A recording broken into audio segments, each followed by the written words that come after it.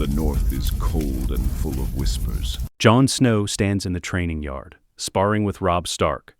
Both are 14 years old. Jon has dark brown hair, gray eyes, the long Stark face.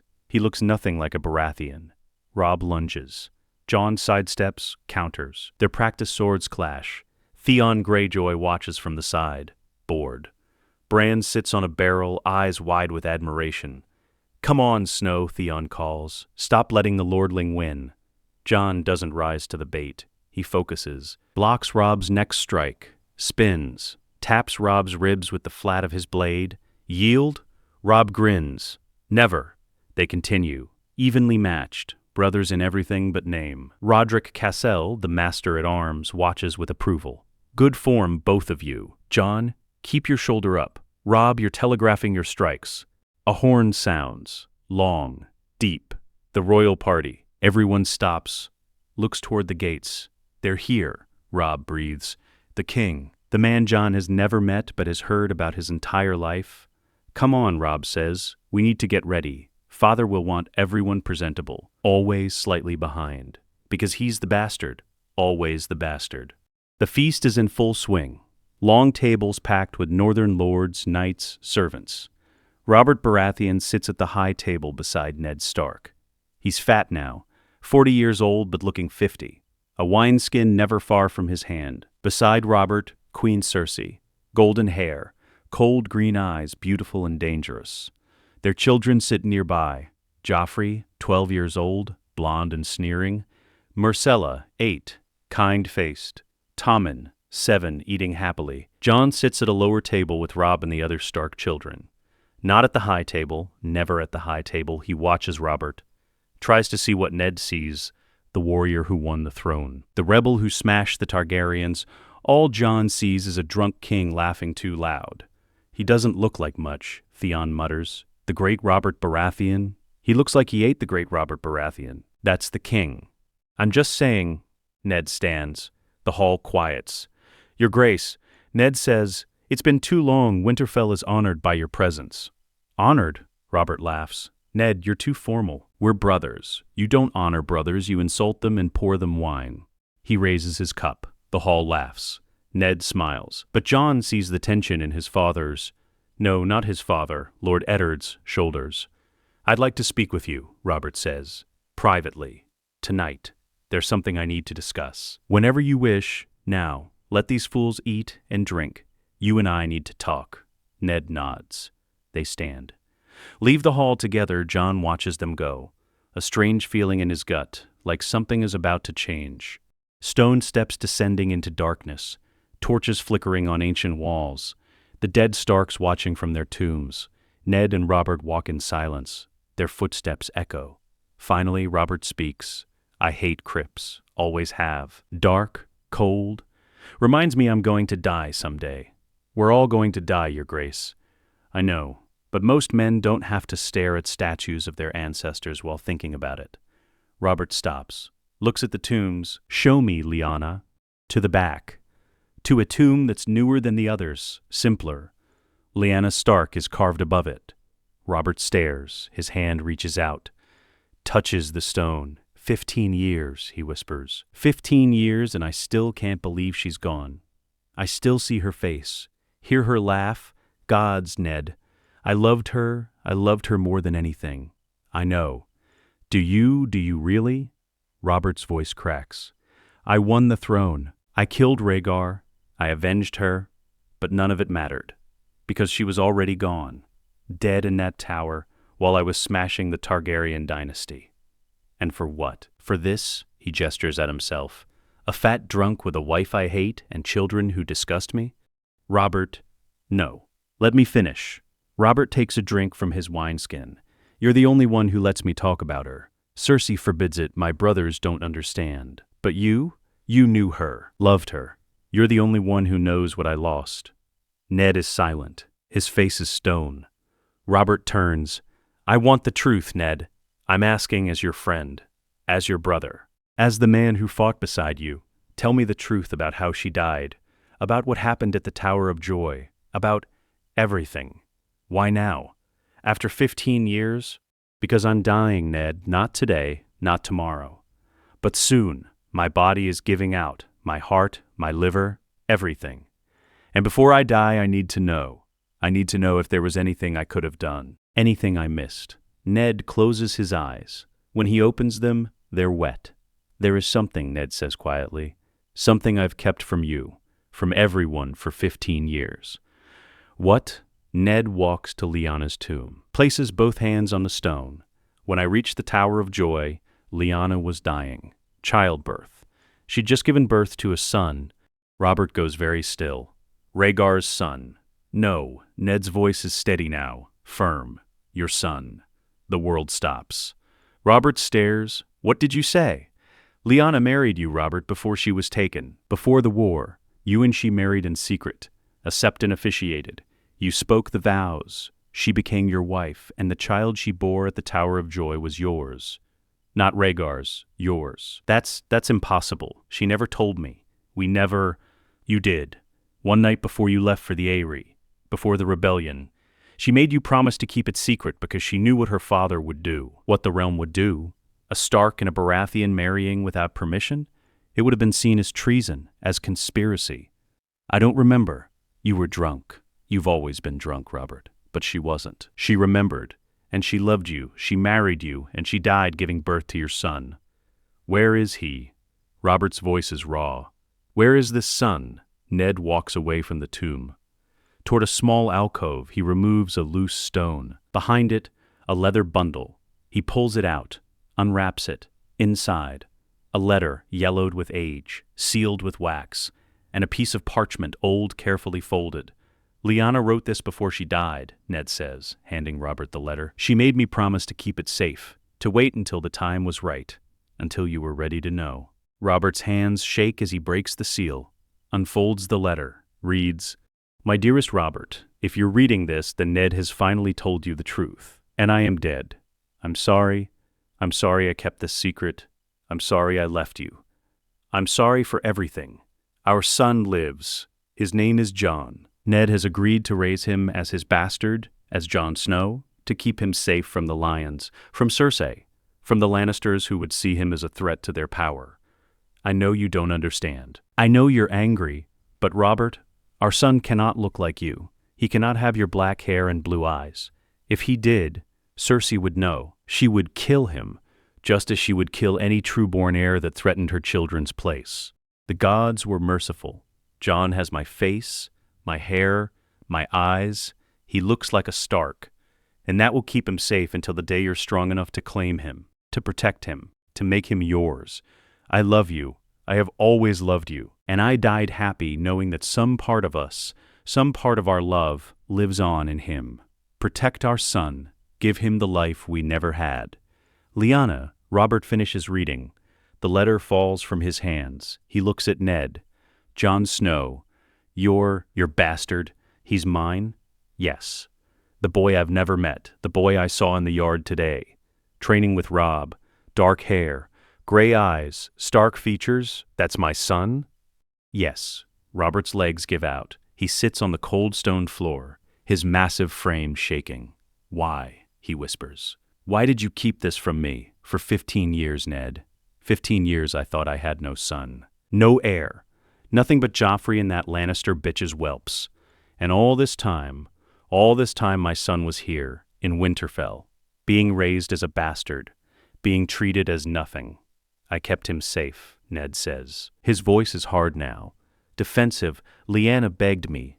She knew what would happen if you claimed him too soon, if Cersei knew. They would have killed him, Robert. They would have done to Jon what Tywin did to Rhaegar's children, smashed his head against a wall, wrapped him in a Lannister cloak, and presented him to you as a gift. I would have protected him. You couldn't even protect yourself. You married Cersei, you put her children in line for the throne. You gave the Lannisters everything they wanted. Ned's voice echoes in the crypt. I did what Lyanna asked. I kept Jon hidden. I let the realm think he was mine. I let my wife hate me. I let my honor be stained. All to keep your son alive. Silence, long and heavy. Then Robert speaks. Does he know? No. Jon thinks he's my bastard. He thinks his mother was some tavern wench or noblewoman I bedded during the war. He doesn't know about you. about Lyanna, about any of this. Why does he look nothing like me? Robert's voice breaks. Lyanna said, she said the gods were merciful, that he has her face. But why? All my bastards, Maya, Gendry, Edric, all of them, they have black hair, blue eyes, Baratheon features. Why not Jon? Ned kneels beside Robert, because if Jon had your features, he would be dead. Don't you see? This is Lyanna's gift to you, to him. Jon looks like a Stark. He's invisible to the Lannisters. They see him and think, Ned's bastard, no threat. But he's yours, Robert. Your blood, your son, your heir. My heir. Robert looks up. What about Joffrey? What about... Joffrey is not your son. The words hang in the air like a blade. Robert stares. What? This is what Jon Arryn was investigating before he died. What I've been investigating since I arrived in King's Landing. The truth about your children. It's a lineage document. A list of Baratheon births going back generations. Look, Ned says, every legitimate Baratheon child, black hair, every single one. For 300 years the seed is strong. Robert, your seed. But Joffrey, Myrcella, Tommen, golden hair, green eyes, Lannister features, not a trace of Baratheon in them. You're saying, I'm saying Cersei has been unfaithful. I'm saying your children are not yours. They're Jaime's, the Kingslayers, products of incest, abominations. Ned's voice is cold. Jon Arryn discovered it. That's why he died. Cersei had him poisoned. And if you acknowledge Jon, if you claim him as your heir, she'll try to kill him too. Robert stands, slowly. His face is purple with rage. That bitch, that Lannister bitch, she's been cuckolding me for years. And those things she calls children are bastards. Just like the realm will call Jon a bastard if you don't prove the marriage. Robert looks at the second parchment Ned is holding. What's that? From the Septon who officiated. Lyanna kept it, gave it to me before she died. It proves everything. The date, the vows, the witnesses. There were 2 sworn to secrecy. Both dead now, but their testimony is recorded here. Robert takes it, reads. His hand steady now, his mind clearing through the rage and grief. This is real, he says. Yes, which means he's my heir. Not Joffrey, not Stannis, not Renly, Jon. Yes. Robert looks at Ned. Why are you telling me this now? Why not years ago? You were too drunk, too broken, too consumed by grief and hate. But now Ned pauses. Now I see you trying. I see you asking questions. I see you wanting to know the truth. And Jon deserves to know who he really is. He deserves to be more than a bastard. Does he want to be more? I don't know, but he deserves the choice. Robert nods slowly. He looks at Lyanna's tomb, at the letter in his hand, at the marriage certificate. I have a son, he whispers. After all these years, after all the pain and loss and lies, I have a son. Lyanna's son. Our son. I need to see him. I need to, gods, Ned, I don't even know what to say to him. Start with the truth. That's all Jon has ever wanted.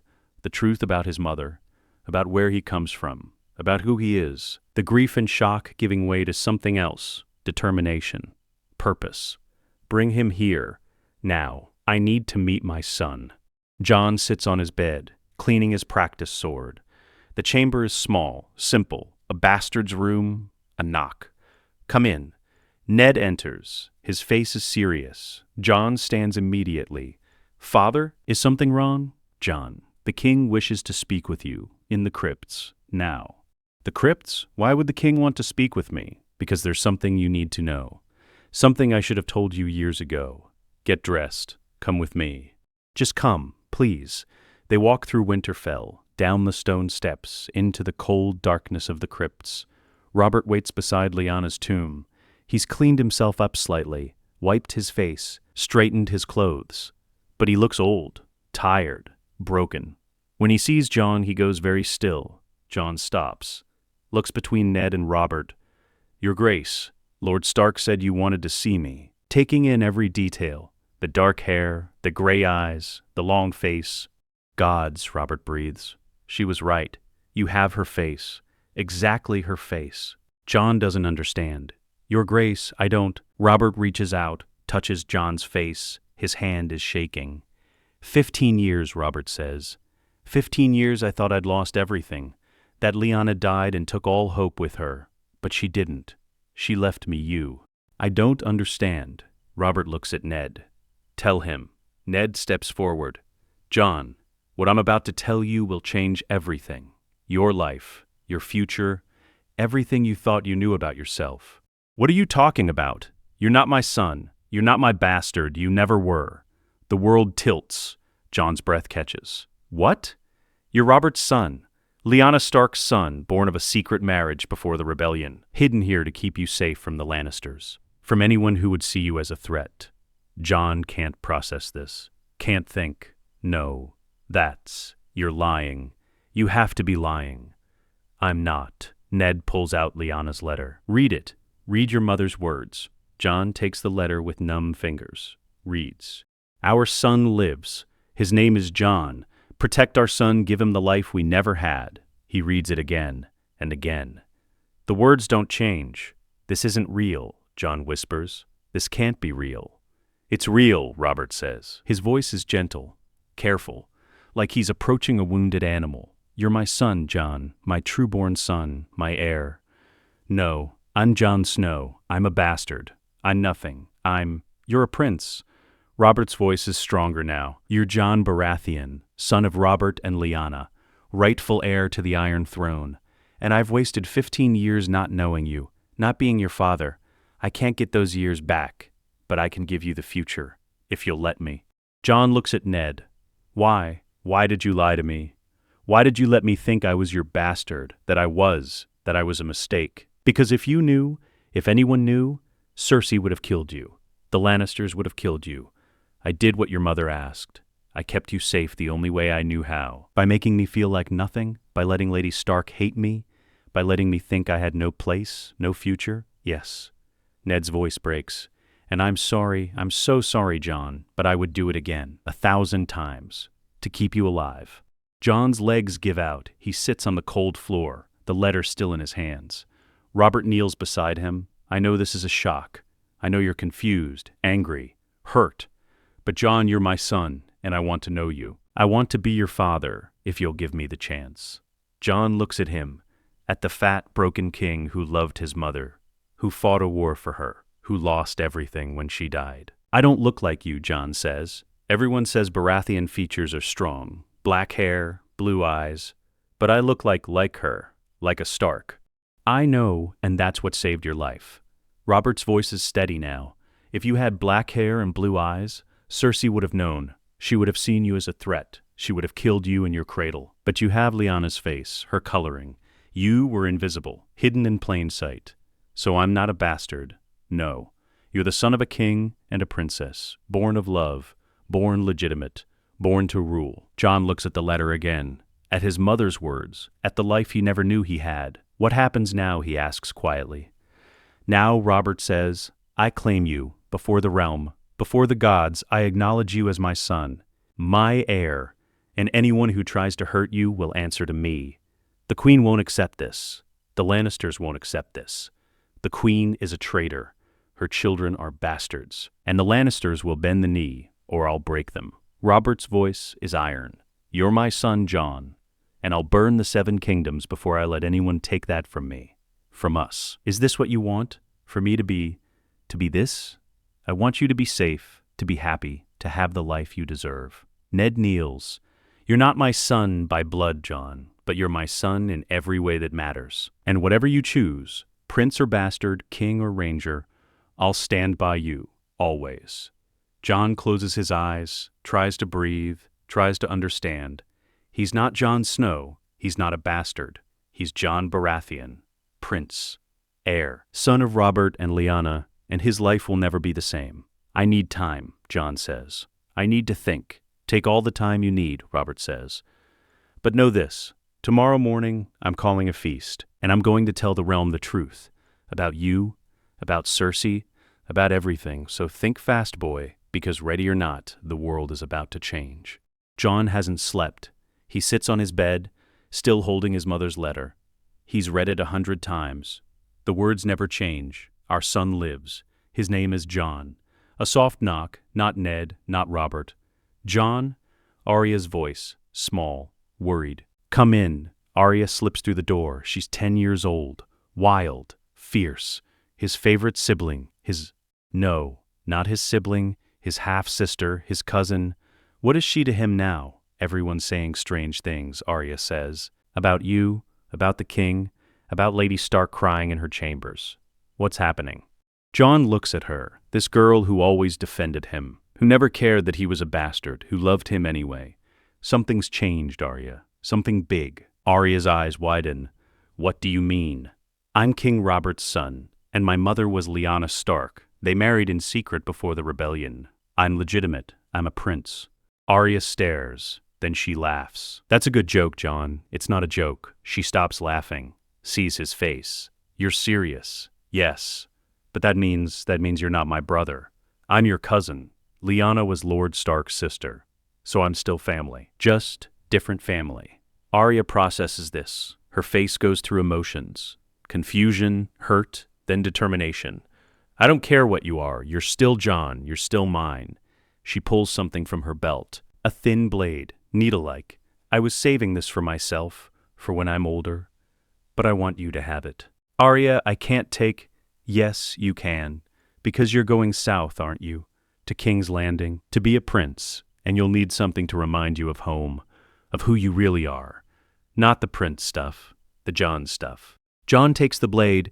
It's light, well-balanced, clearly made by Mikken Winterfell Smith. Thank you. Promise me you won't forget.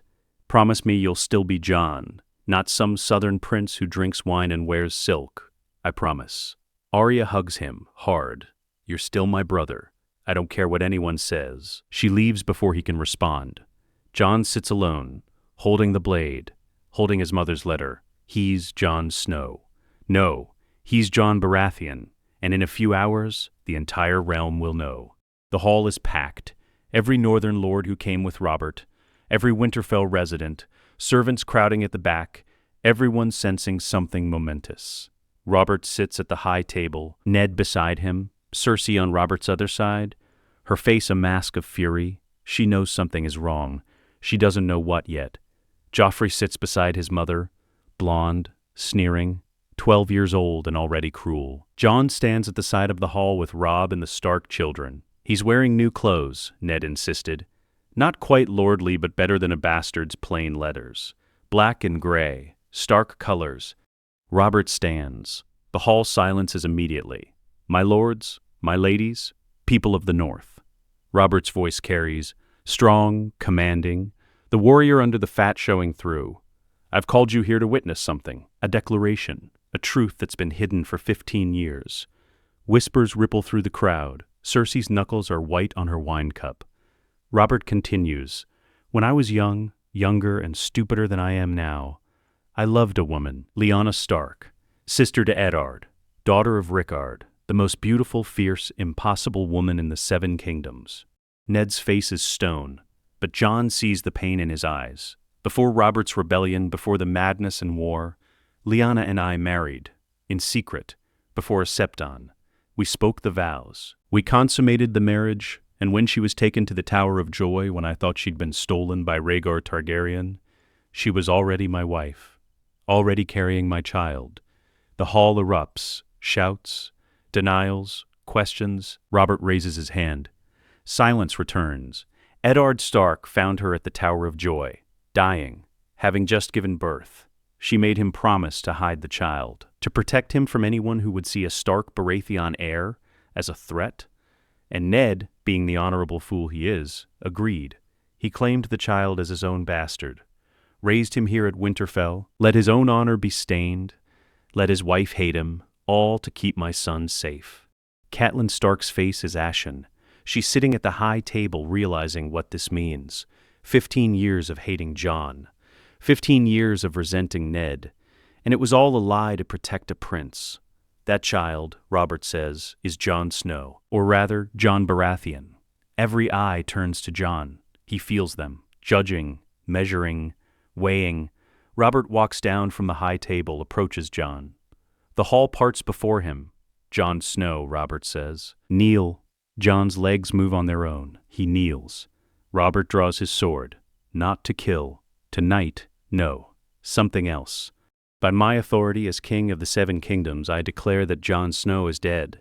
He was a fiction, a necessary lie, and in his place stands Jon Baratheon, true-born son of Robert Baratheon and Lyanna Stark, born of a lawful marriage, legitimate heir to the Iron Throne. Robert touches the sword to Jon's shoulders, left, right. Rise, Jon Baratheon, Prince of Dragonstone, Lord of Storm's End, heir to the Iron Throne and protector of the realm. Jon stands, his legs are shaking, the hall is silent. Then the northern lords begin to move. The great Jon Umber, Roose Bolton, Wyman Manderly. One by one they kneel. The north acknowledges Jon Baratheon, the great Jon rumbles.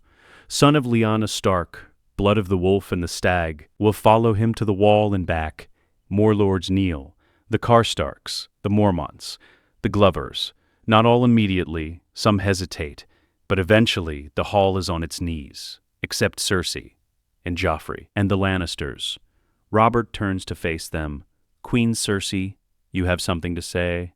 Cersei stands. Her voice is ice. This is a farce, a Stark plot to steal the throne. You expect us to believe that you married Lyanna Stark in secret? That this bastard is your true-born son?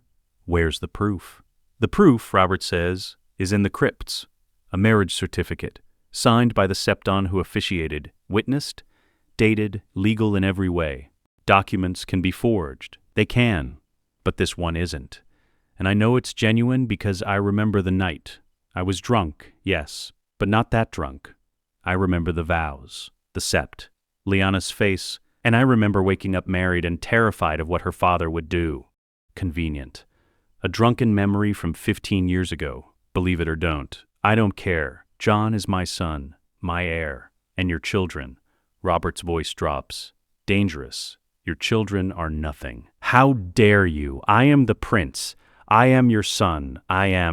You are a bastard. Robert's words cut through the hall like a blade. You, Myrcella, and Tommen. All of you, products of my wife's adultery with her own brother. The hall gasps, horror, shock, disbelief. Cersei's face goes white. You're mad. I'm sober. For the first time in years, I'm sober. And I can see clearly Joffrey has golden hair, green eyes. Lannister features, not a trace of Baratheon. Same with Myrcella. Same with Tommen. But all my bastards, every single one, have black hair, blue eyes. The seed is strong, Cersei. Baratheon blood shows. Except in your children. Because they're not mine, they're Jaime's. This is treason. I am your queen. You cannot. I can. I'm the king. I can do whatever I want. And what I want is the truth. Robert looks at Ned. Show them. Ned stands, pulls out a document. This is a lineage record. Every Baratheon child born in the last 300 years. Every one of them. Every legitimate Baratheon has black hair. It's been noted by maesters, historians, and anyone with eyes. The seed is strong. Baratheon features are dominant. He passes the document to Lord Manderly, who examines it, passes it to others. Furthermore, Ned continues, the late Jon Arryn, Hand of the King, was investigating this very question before he died. He visited every one of King Robert's acknowledged bastards. He documented their features, and he came to the same conclusion. Joffrey, Myrcella, and Tommen cannot be Robert's children. Lies, Cersei shrieks. Stark lies. Then explain it, Robert says. Explain why your children look nothing like me, why they look exactly like Jaime. Explain it, Cersei. I'm listening. She has no answer. Joffrey does. He draws his sword. I'll kill you. I'll kill all of you. I am the prince. I am... The boy's sword clatters to the floor. Your Grace, Barristan says calmly. The boy is unarmed. Your command? Robert looks at Joffrey, at the golden-haired boy he thought was his son, at the product of incest and lies. Take him. Take all three of them. Joffrey, Myrcella, Tommen. Hold them under guard. They're not to leave Winterfell until I decide what to do with them. You can't do this, Cersei screams. My father will... I have the North. I have the Stormlands. I have the truth. What does Tywin have? Gold and pride. And neither will save him from a reckoning. Cersei is dragged away, still screaming. Joffrey too. Myrcella is crying. Tommen looks confused. The hall is silent again. Robert turns back to Jon. I'm sorry you had to see that, but you need to understand what we're facing. The Lannisters will fight this. They'll try to kill you, to discredit you, to put Joffrey back in line for the throne. And we need to be ready." Jon finds his voice. "What do you want me to do? I want you to come south, to King's Landing. I want you to learn to rule, to command, to be the king you were born to be. And I want you to choose your own path, your own bride, your own future. Not because I'm forcing you, but because it's your right." Jon looks at Ned, at the man who raised him, who lied for him, who protected him. Ned nods. Permission. Support. Jon looks at Robb, his brother. His cousin. Robb's face is a mix of emotions. Happiness, loss, pride, grief. "You're leaving?" Robb asks. "I have to. I'm the heir now. I don't have a choice." "You always have a choice." "No, I don't. Not anymore." Jon turns to Robert. "I'll come south. I'll learn. I'll do whatever you ask. But I need to know what happens to Lord Stark, to Winterfell, to my family." Ned stays as hand. "He's the only man I trust. As for Winterfell, Robb will rule as Lord of Winterfell when Ned goes south. The North will be secure. Your family will be safe." Robert pauses. "And they're still your family, Jon. Blood or not, that doesn't change." Jon nods. He doesn't trust himself to speak. The feast begins again, but it's subdued now. Quieter. Everyone processing what just happened. Jon sits at the high table now. Not at the lower table with the bastards and children. At the high table. Next to the king, his father. Jon stands before the heart tree. The ancient weirwood with its carved face, red leaves rustling in the wind. He's alone. Or he thinks he is. "You look like her. She's been crying. Her eyes are red. Lady Stark, you don't have to call me that. Not anymore. You're a prince. I'm a fool." She approaches slowly. "For 15 years I hated you, resented you. Every time I looked at you I saw Ned's betrayal, his dishonor, the proof that even the great Eddard Stark could break his vows. I'm sorry. Don't be. It wasn't your fault. It was mine. I should have trusted him, should have known he would never betray me, not like that. But I was angry, hurt, and I took it out on you, on an innocent child." Catelyn's voice breaks. "I'm so sorry, Jon, for everything, for every cruel word, every cold look, every time I made you feel less than what you are.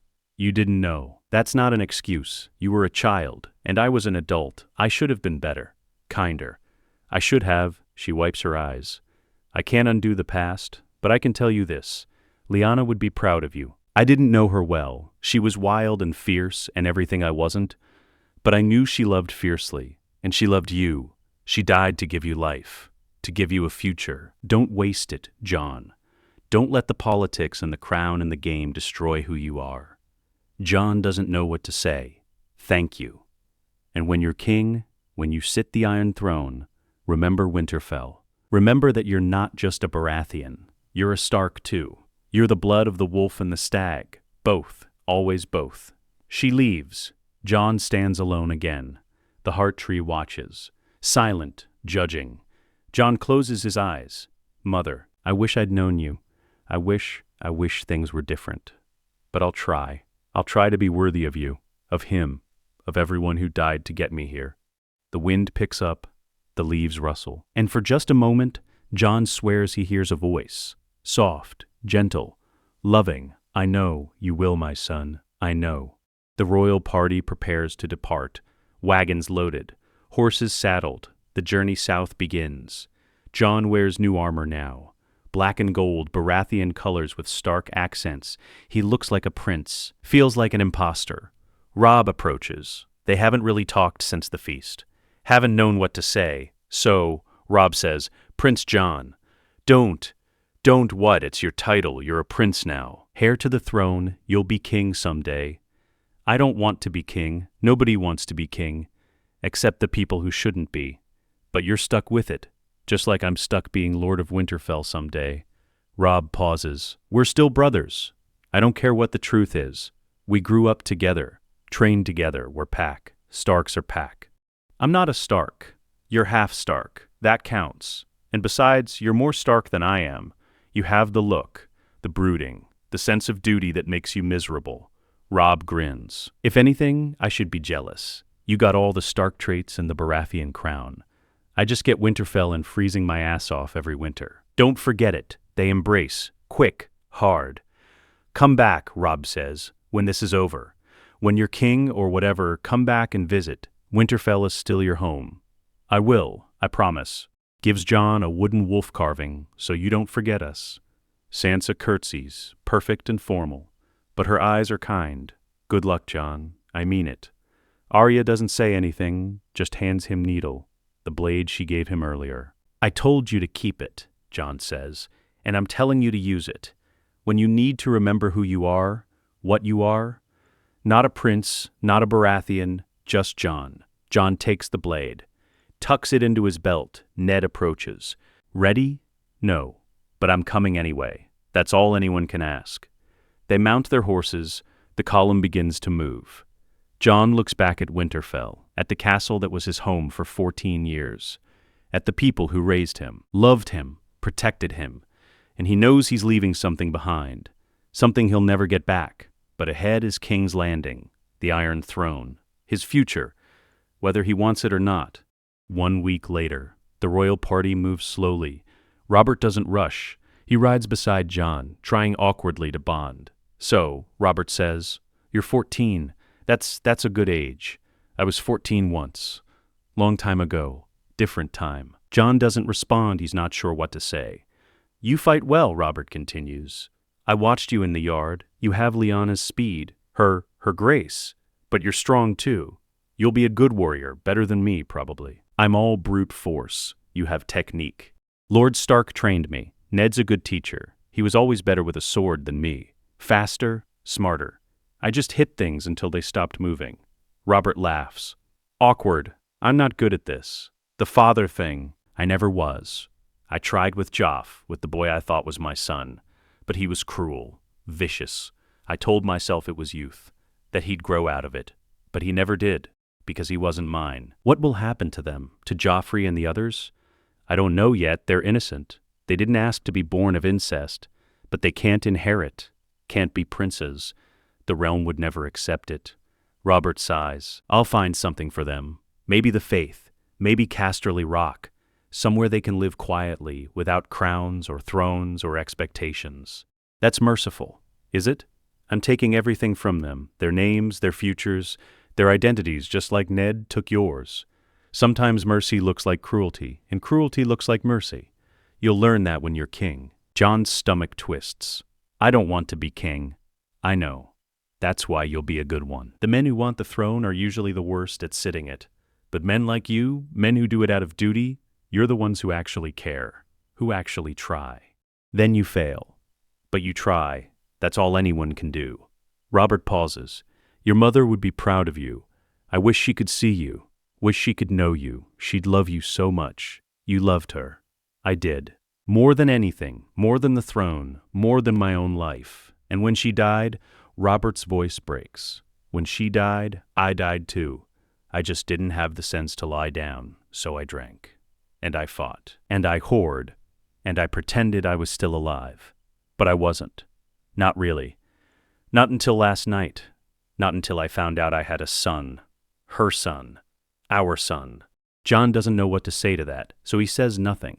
They ride in silence. Behind them, Tyrion Lannister rides in a covered wagon. He's watching, listening, his clever mind working. He approaches Jon when they stop for the night. "Prince Jon," Tyrion says, his voice dripping with amusement. "May I join you?" Jon is sitting by the fire, away from the main camp. "Why? You were a bastard yesterday. Today you're a prince. That's quite the promotion. How does it feel?" "I don't want to talk about it." "Of course you don't. Nobody wants to talk about sudden elevation. It's awkward, uncomfortable. You're supposed to be grateful, but you're actually terrified." "I understand." Tyrion pours himself wine. "I've been studying you, watching. You're different from Joffrey. Thank the gods, you're not cruel, not stupid, not vicious. You're actually decent, which makes you a terrible prince, but a potentially great king. You're mocking me. I'm not. I'm deadly serious. The worst kings are the ones who crave power. The best kings are the ones who wish they could give it away." You're the latter, which means you'll probably torture yourself trying to do the right thing while everyone around you schemes and plots and betrays. It's going to be awful for you, delightful for me to watch. Why are you here? Why did you come south with us? Your sister hates you. Your father barely acknowledges you. Why not stay at Casterly Rock? Present company excluded. Oh wait, no, I hate me too. Tyrion drinks. Also, this is history. The revelation of a secret prince. The downfall of my sister. The rise of a new dynasty. I want to see how it unfolds, and maybe, just maybe, I want to help you. Because you're going to need help, Jon. You're walking into a nest of vipers, and you're armed with northern honor and stark idealism. You'll be eaten alive unless you learn the game. Nobody wants to play, but everyone does, because the alternative is being played. And trust me, being played is worse. Tyrion stands. Think about it. When we reach King's Landing, when you see the Red Keep and the throne and the courtiers, remember this conversation. Remember that I offered to help, and decide if you want to survive or be another noble corpse with good intentions.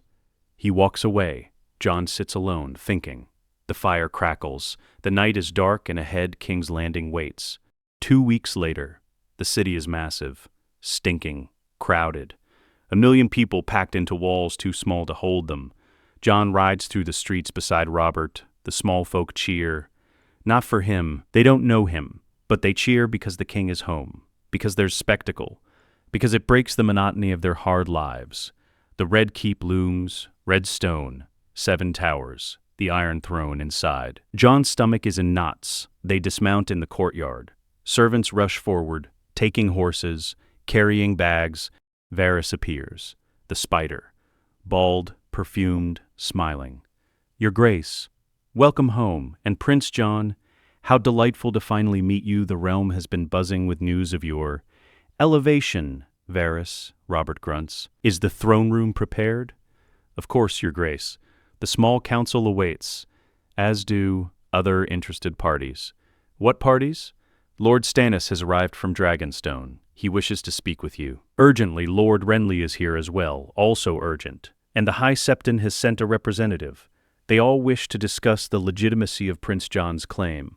Robert's face darkens. They question my word. They question the documentation, Your Grace. They want to see proof. Examine the marriage certificate.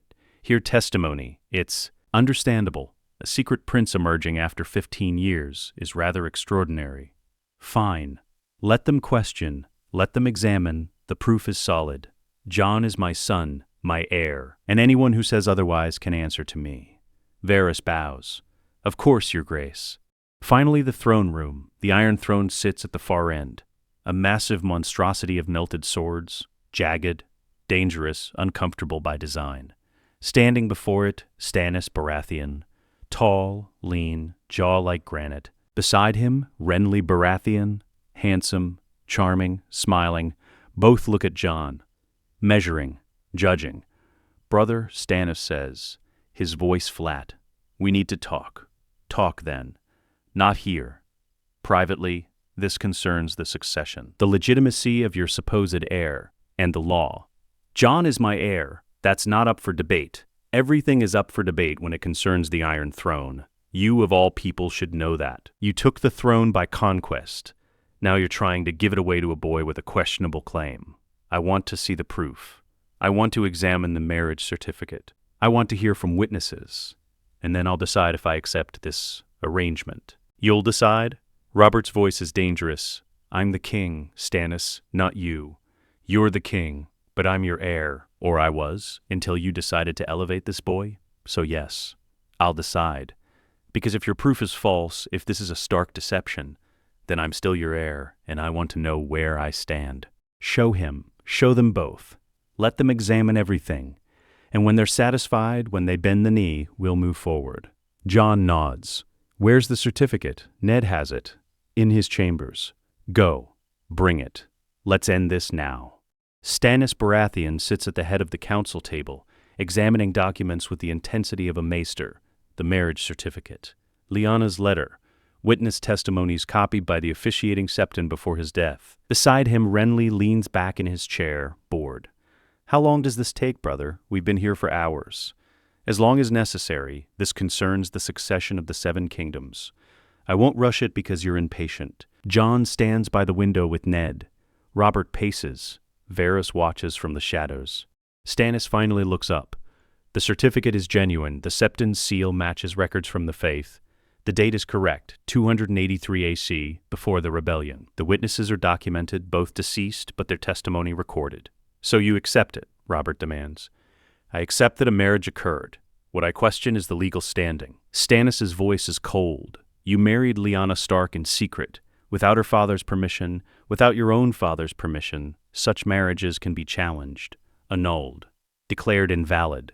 But they weren't annulled, Ned says. The marriage stood, was consummated, produced a child.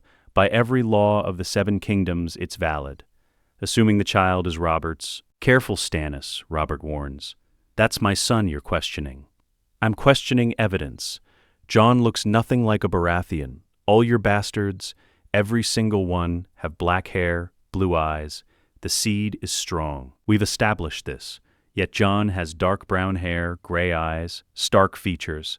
How do you explain that? Lyanna's blood was strong too, Ned says. Stark features are as dominant as Baratheon. When two powerful bloodlines meet, either can prevail. Rhaenys Targaryen had Martell features, not Targaryen. It's unusual, but not impossible. Or, Stannis says, Jon is not Robert's son. He's exactly what he appears to be, Eddard Stark's bastard. And this entire story is a fabrication to elevate him above his station. Jon finds his voice. Why would Lord Stark lie? What does he gain? Power, influence, a Stark-blooded king on the Iron Throne beholden to the North. It's a brilliant strategy, really, except it relies on us believing an implausible story about secret marriages and hidden princes. It's the truth, Jon says, his voice steady. I didn't ask for this. I don't want this. But my mother, Lyanna Stark, married Robert Baratheon before the rebellion. I am their legitimate son, and if you can't accept that, if you need to believe I'm just Ned Stark's bastard with delusions of grandeur, then fine. Reject me. Question me. But don't question Lord Stark's honor. He sacrificed more than you'll ever know to keep me alive. Stannis studies Jon for a long moment. You believe it. I know it. I've read my mother's letter. I've seen the proof. I know who I am. Knowing and proving are different things. Stannis stands. I've examined the documents. They appear genuine, but appearance isn't certainty.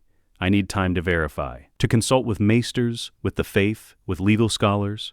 If the marriage is valid, if Jon is truly Robert's son, then by law he's the heir. First marriage takes precedence over second.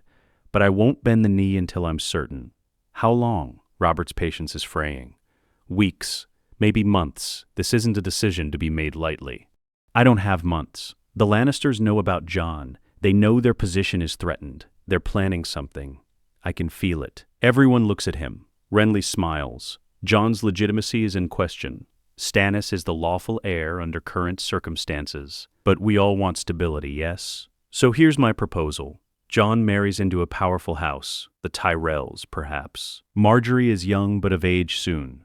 A marriage alliance secures the reach, gives Jon political legitimacy beyond just bloodline, and positions him as a viable heir while Stannis continues his investigation. I'm not a bargaining chip, Jon says. You're a prince. That's exactly what you are. Renly's tone is not unkind. Welcome to royalty, Jon. Every marriage is political. Every alliance is strategic. If you want to survive, if you want to actually sit the throne someday, you need more than Robert's word. You need power. Allies, the Reach would give you that. The Tyrells have been courting the throne for years. Olenna Tyrell would jump at the chance to make Marjorie a queen. She would, Renly agrees. And it solves multiple problems. Jon gets legitimacy through alliance. The Reach backs his claim. And when Stannis finishes his investigation, if he confirms Jon's legitimacy, we have a united realm behind the heir. And if Stannis doesn't confirm it, Jon asks, then we have bigger problems, Renly says. But cross that bridge when we come to it. Stannis' jaw works.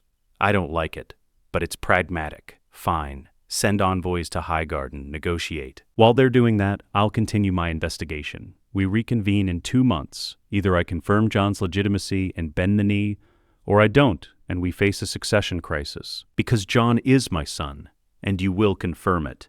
But fine, 2 months. Use them well, brother. Because when the time comes, I expect you on your knees swearing fealty to my heir. Stannis leaves without bowing. The door closes hard behind him. Renly stands. That went better than expected. Nobody drew swords. I call that a win. He leaves too, more gracefully. Jon looks at Robert. He doesn't believe me. He hasn't personally verified. That's Stannis. Rigid, legalistic, obsessed with law and precedent. Robert sighs, but he's not wrong. The realm needs certainty, and a marriage alliance would help. The Tyrells have gold, soldiers, and the largest army in the Seven Kingdoms after the North. With them behind you, your claim becomes unassailable. I don't want to marry for politics. None of us do. But that's the price of the crown. Robert puts a hand on Jon's shoulder. I married Cersei for politics. Look how that turned out. But you'll marry someone chosen carefully. Someone who'll be a good queen. Someone who won't try to murder you in your sleep. That's progress. Jon stands on his balcony overlooking the city. A million lights, a million lives, a million people who don't know him and don't care. A knock. Come in, smart. Robert drinks enough for 3 kingdoms. Learn from his mistakes. Tyrion sets one cup on the table, drinks from the other. You look miserable. Let me guess. Stannis questioned your legitimacy, Renly proposed a political marriage, and now you're wondering if running away to Essos might be a viable option. How did you know? Because that's what I'd be thinking. Also, I eavesdrop. It's my superpower. Tyrion sits. Want advice from the dwarf? Do I have a choice? Not really. Here it is. Marry the Tyrell girl. I know. It's cynical and calculating, and you want to marry for love like in the songs. But this is reality. And in reality, a Tyrell alliance makes you nearly invincible. The Reach plus the North plus the Stormlands. That's 3 of the 7 kingdoms locked behind you. The Lannisters can't touch you. Stannis can't challenge you. And you get a pretty politically savvy wife who'll actually help you rule instead of trying to murder you. It's a good deal. What about love? What about it? Robert loved Lyanna, won a whole war for her, and she died. Then he married Cersei, who he hated, and she cuckolded him with her own brother. Love doesn't guarantee happiness, but respect, partnership, shared goals, that's something you can build on. Tyrion pauses. Margaery Tyrell is smart, ambitious, kind when it suits her. If you treat her well, she'll be a powerful ally. If you treat her poorly, she'll destroy you with a smile. But at least she's competent. That's more than most queens. Jon doesn't respond. Also, Tyrion continues, refusing the marriage makes you look weak, like you can't make hard decisions, like you're still a boy playing at being a prince. If you want the realm to take you seriously, you need to act like you deserve the throne, and that means doing things you don't want to do.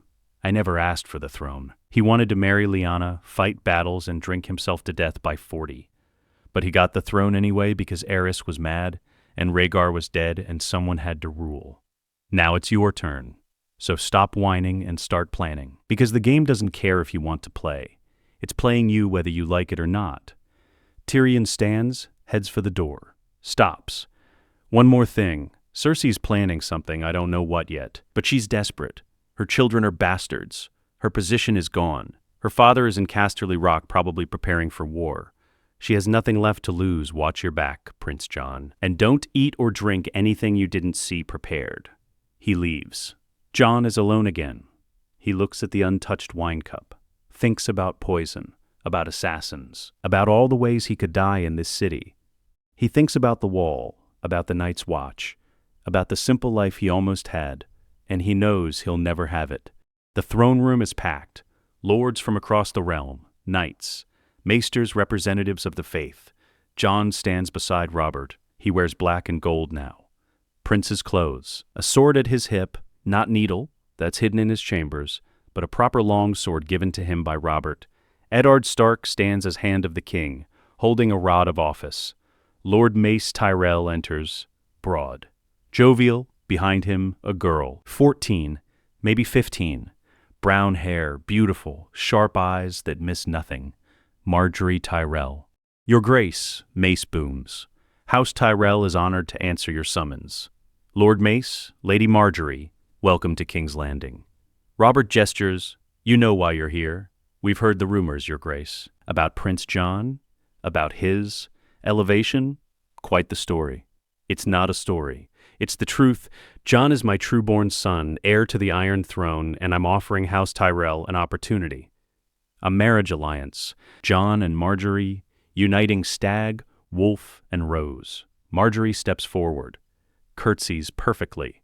Your Grace. Prince Jon, I'm honored by your consideration. Jon looks at her. She's poised, confident, playing the game already. Lady Marjorie, he says, do you want this? Or is it just politics? But that doesn't mean we can't find happiness within it. I want to be queen. You want to be king. Together we can make that happen. Isn't that enough to start with? Lord Mace, Robert says. What does House Tyrell require? Assurances, Your Grace, that Jon's claim is legitimate, that Stannis won't challenge it, that the realm will accept him. Stannis is investigating. He'll confirm Jon's legitimacy within the month. As for the realm, the North backs Jon completely. The Stormlands follow me. The Riverlands are tied to the north through the Tullys. The Vale is neutral but won't oppose. That leaves the Westerlands, who are compromised by Cersei's treason, and Dorne, who will follow whoever looks strongest. With the reach behind Jon, he's unassailable. Mace considers, and what does my daughter receive? A crown. Eventually, and more immediately, she becomes Princess of Dragonstone, Lady of Storm's End, and future Queen of the Seven Kingdoms. Also, Jon is 15, young, trainable. Robert grins. She can mold him into the kind of king she wants. That's worth more than gold. Father, Marjorie says, not looking at Mace, looking at Jon. I accept. If Prince Jon agrees, I'll be honored to be his wife.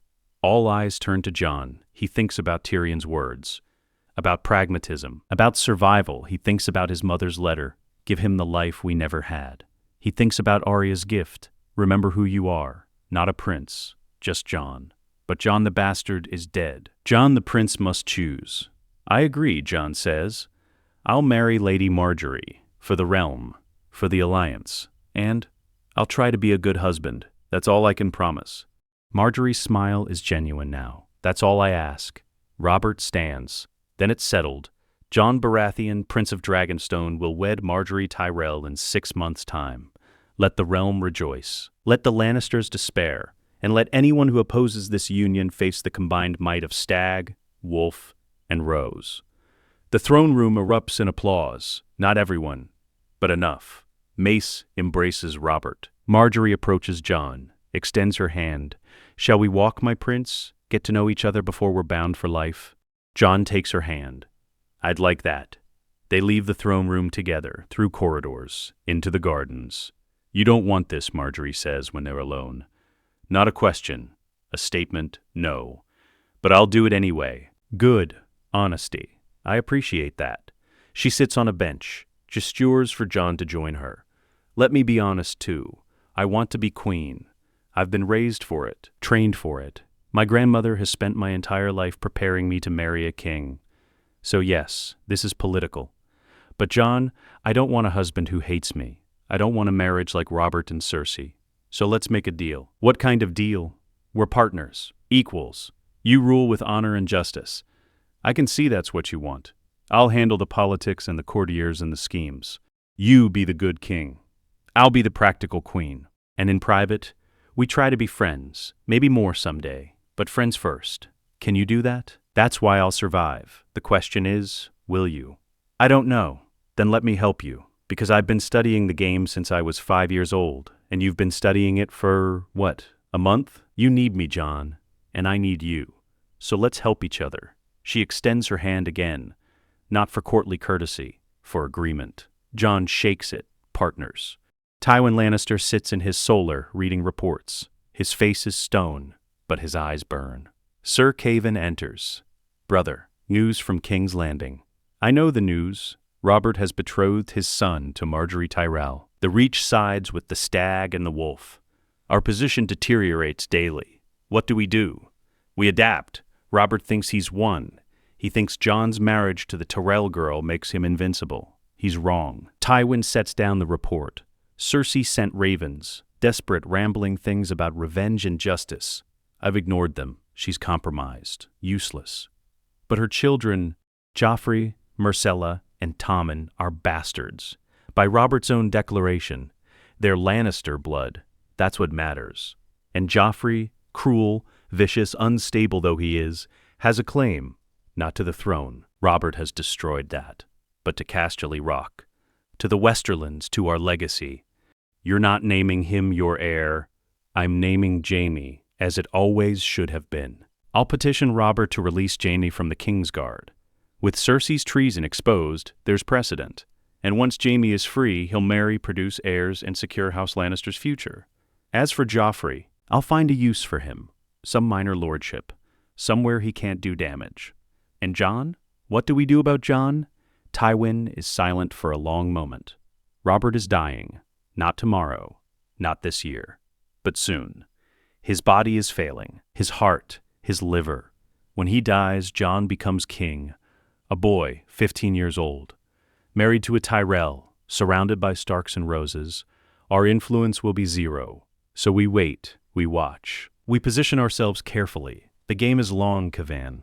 Robert won this round, but there will be others. And when the opportunity comes, when Jon makes a mistake, when the realm grows restless, when the Tyrells overreach, we'll be ready. What about Stannis? He's still investigating Jon's legitimacy. Tywin almost smiles. Stannis is a problem, but he's also an opportunity. If he confirms Jon's claim, we bend the knee and accept the new order. If he challenges it, then we have a rallying point. A lawful alternative, and the realm fractures again. You'd support Stannis? I'd support chaos. Chaos creates opportunity, and House Lannister has always thrived in chaos. 2 months later, the small council chamber, Stannis sits at the table with Robert, Ned, Jon, Renly, Varys, and Pycelle. He's finished his investigation. 2 months of interviewing maesters, consulting with the faith, examining every document, and now he has his answer. Well, Robert demands. What's your conclusion? His face is unreadable. I've consulted with the maesters of the Citadel, with legal scholars, with the High Septon's representatives. I've examined the marriage certificate, the witness testimonies, and the lineage records. I've studied Westerosi law going back to Aegon's conquest, and the marriage between Robert Baratheon and Lyanna Stark is legally valid. It meets all requirements set forth by the faith and the law. The Septon who officiated was ordained and authorized. The vows were spoken correctly. The marriage was consummated, and the certificate is genuine. Robert exhales. So Jon is legitimate. Jon is the true-born son of Robert and Lyanna. Born of a legal first marriage, by the laws of the Seven Kingdoms he is the rightful heir to the Iron Throne. Children of first marriages take precedence over children of subsequent marriages. Children of second marriages take precedence over brothers. The law is clear. Stannis looks at Jon. You are Robert's heir.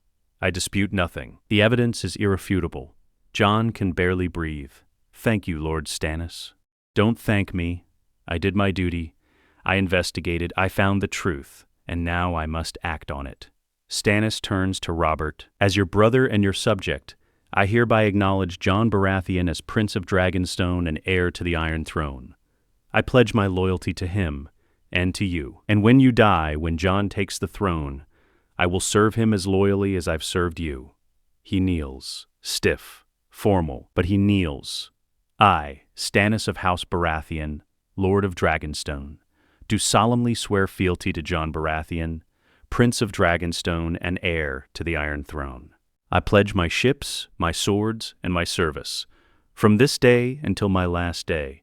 Robert's eyes are wet. Rise, brother. You've honored me, and you've honored Jon.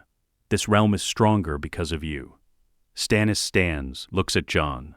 You have the Baratheon name, the Stark blood, the support of the realm. Use them wisely, and remember, the throne is not a prize. It's a burden, one that will crush you if you're not strong enough to bear it. I'll try to be strong enough. Try is not enough. Succeed or die. Those are your options. Stannis' voice softens, barely. But I think you'll succeed. You have your mother's heart, Robert's strength, and Eddard's sense of duty. That's more than most kings have. Don't squander it. He leaves. The door closes. Renly grins. Well, that was surprisingly touching. I expected more grimacing and grinding of teeth. Stannis did his duty, Ned says. That's all he knows how to do. And now, Robert says, the realm is united. The North, the Stormlands, the Reach, the Vale neutral but accepting. Even Stannis bends the knee. Jon, you're officially, legally, Irrefutably the heir to the Iron Throne. Congratulations. You're stuck with it. Jon looks around the table at the men who will shape his future, who will advise him, manipulate him, support him, or betray him. What happens now, he asks. Now, Robert says, you learn to rule. You attend council meetings. You train with the King's Guard. You study law, history, warfare. You prepare to be king because I won't live forever. And when I die, you need to be ready. I'll never be ready, nobody is. But you'll try, and that's all I can ask. 3 months later, Jon stands on the docks watching ships arrive from High Garden, the Tyrell fleet, bringing Marjorie and her grandmother for the wedding. Beside him, Ned, nervous. The day you stop being nervous is the day you've become someone else. Ned pauses. She's a good match, Jon. Smart, capable. She'll be a strong queen. What if I fail her? What if I'm not? You'll fail. Everyone fails. But you'll also succeed, and the successes will matter more than the failures if you try. That's all anyone can do. Ned grips Jon's shoulder. Your mother would be proud. I wish she could see this. See you. You're everything she hoped you'd be. I don't feel like it. You're 15. Nobody feels like anything at 15. But you're growing, learning, becoming the man you'll be. And that man will be a good king. I believe that. The ships dock, gangplanks lower. Soldiers in green and gold disembark. Then the nobility. Lady Olenna Tyrell, ancient, sharp-eyed, walking with a cane but moving like a woman half her age. Behind her, Marjorie, wearing a green dress that makes her look like a queen already, confident, smiling. She sees Jon. Waves. Jon waves back, awkward, uncertain. Olenna approaches first. Prince Jon, so you're the secret prince everyone's talking about. Let me look at you. Strong jaw, stark features, which is unfortunate. I prefer Baratheon coloring, but it'll do. You're not as handsome as your father was at your age, but you're not hideous. Marjorie's had worse prospects. Grandmother, Marjorie chides. Be kind. Kind is overrated. Honest is better. Olenna looks at Ned. Lord Stark, I assume you'll keep your promise. This boy is Robert's son. The marriage was legal. We're not being sold a fraud. The marriage was legal, Ned says. Stannis confirmed it. The faith confirms it. Jon is Robert's legitimate son and heir. Good. Because if this is a scheme, if you're lying to secure the Reach's support, I'll have your head on a spike and Robert's beside it. Are we clear? Perfectly clear, Lady Olenna. Good. I like clarity. Saves time. She turns back to Jon. You're marrying my granddaughter in 3 days. After that, she's your responsibility. Treat her well, and she'll make you a great king. Treat her poorly, and she'll destroy you. Understand? Do you? We'll see. Olenna walks past, leaning on her cane. Marjorie lingers. I'm sorry about her. She's direct. I noticed, but she's right. We're partners now. And I intend to be a good partner. So let's start over. She extends her hand. Hello, Jon Baratheon. I'm Marjorie Tyrell, your future wife, and I'm terrified too. Jon takes her hand. You don't seem terrified. I'm a Tyrell. We're trained to hide fear. But I promise you, I'm just as scared as you are. We're children playing at being adults, and we're about to get married and rule a kingdom. That's insane. Because we have to. Because the realm needs stability. Because our families need this alliance. And because she squeezes his hand. Because maybe, just maybe, we can make this work. Not just as a political marriage, but as something real, something good. Would you like that? Jon looks at her, really looks. She's beautiful. Smart, kind when she wants to be. Ruthless when she needs to be. I'd like that, he says. Good, then let's try together. 3 days later, the wedding. Jon stands at the altar in black and gold. Baratheon colors with stark trim. He's never been more nervous in his life. The sept is packed. Thousands of people. Lords from every kingdom. Knights. Maesters.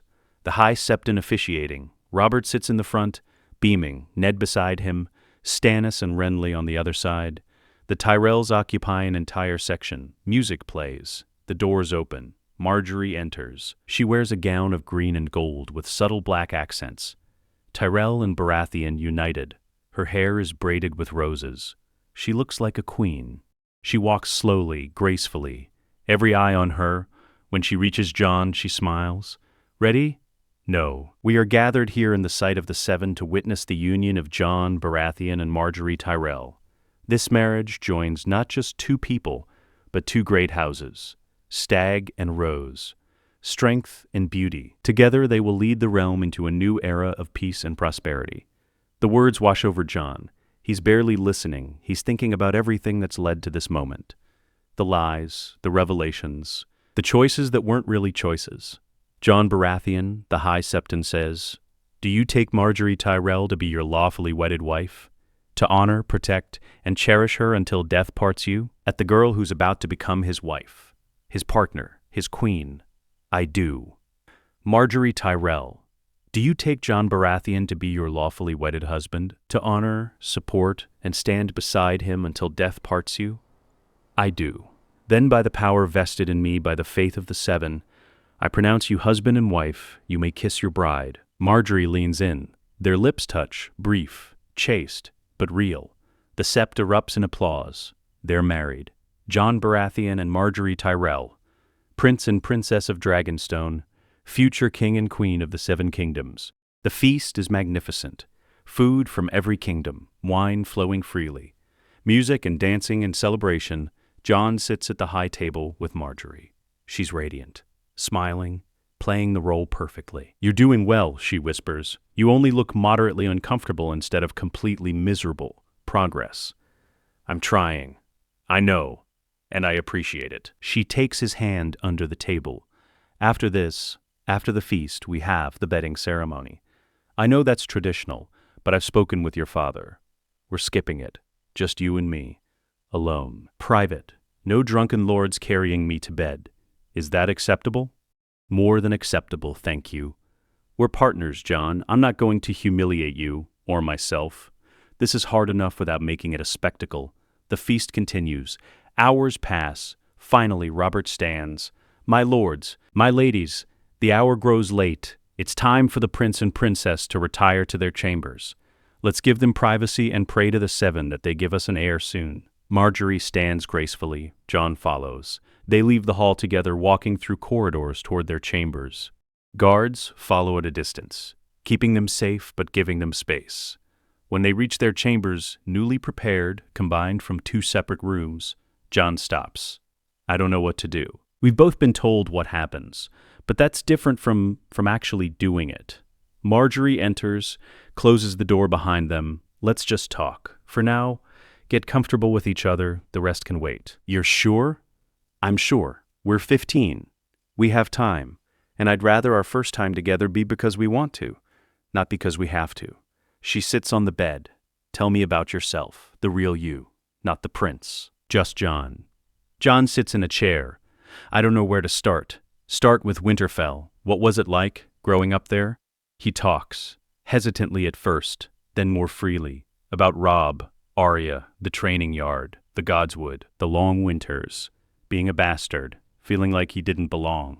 Margaery listens, really listens, asks questions, shares her own stories about Highgarden, about her grandmother's lessons, about learning to navigate the game from age 5. They talk for hours, until they're exhausted, until the candles burn low. "We should sleep," Margaery says finally. "Tomorrow starts our real life, as husband and wife, as prince and princess. Are you ready?"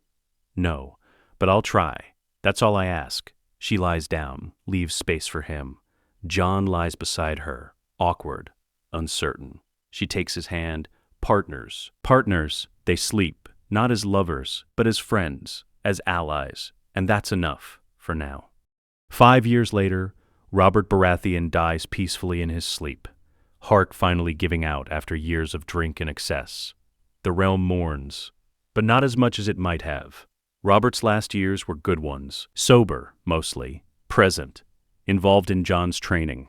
Proud of his son, Jon, now 20 years old, is crowned King Jon I Baratheon. The coronation is magnificent. Every lord in the realm attends. The North, the Stormlands, the Reach, the Vale, the Riverlands, even some Westerlands lords bending the knee to the new king. Tywin Lannister is notably absent. He sends Kevan with Lannister oaths of fealty, but he doesn't come personally, doesn't bow.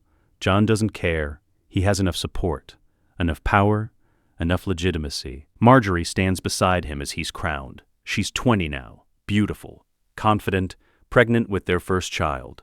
They've grown together, learned together, become partners in truth, not just in name. After the coronation, Jon stands on the battlements of the Red Keep, looking north. Ned approaches. Your Grace. Don't. I'm still Jon, at least with you. You're the king, that's what matters now. Ned pauses. Your mother would be so proud. Robert, too. You've become the man they hoped you'd be. I'm terrified I'll fail, that I'll make the wrong choice and the realm will suffer. You'll make wrong choices, all kings do, but you'll also make right ones, and the realm will be better for it. Ned smiles. You're a good man, Jon, and that's rarer than you think. Hold on to that, don't let the throne change you. I'll try. That's all anyone can ask. Jon looks north again, toward Winterfell, toward home. He thinks about the boy he was, Jon Snow, the bastard, the outsider. And he thinks about the man he's become, Jon Baratheon, king of the Seven Kingdoms. The journey was hard, painful, full of loss and revelation and impossible choices. But he's here, he's alive, he's king, and he'll do everything he can to be worthy of the crown. For his mother, for Robert, for Ned, for everyone who sacrificed to get him here. For the realm, Your Grace, a messenger approaches. There's news from the north, the Night's Watch sends urgent ravens. They speak of things beyond the wall. Dead things, moving south. They're requesting aid. Jon's blood runs cold. The north, the wall, the long night, the stories old Nan told, the legends everyone dismissed. How urgent? Very, Your Grace. Lord Commander Mormont says the threat is real. Immediate. They need men. Supplies. Dragon glass. Jon looks at Ned, the White Walkers. If they're real, they're real. I know they're real. The Night's Watch doesn't lie about this. Jon turns to the messenger. Send word to the Watch. I'm marching north, with an army, within the month. We're going to defend the wall. Together, Your Grace, you're the king. You can't just, I can, I will. The realm won't matter if the dead overrun it. This is why we have a king, to protect the realm from all threats, including the ones everyone else ignores. Jon looks north one last time. The boy who was Jon Snow wanted to join the Night's Watch, to defend the realm. Now Jon Baratheon, king of the Seven Kingdoms, will do exactly that, with an army, with resources, with everything he has, because that's what kings do. They protect their people, even from nightmares, especially from nightmares. Summon the lords, Jon says. We march north, to the wall, and we face the darkness together, or we die together, but we face it. It's dangerous. I'm your queen. Where you go, I go. That's what we agreed. Partners, always. They look north together, the silver stag and the rose, ready to face the long night, together. Let us know what you'd like to see next. The end.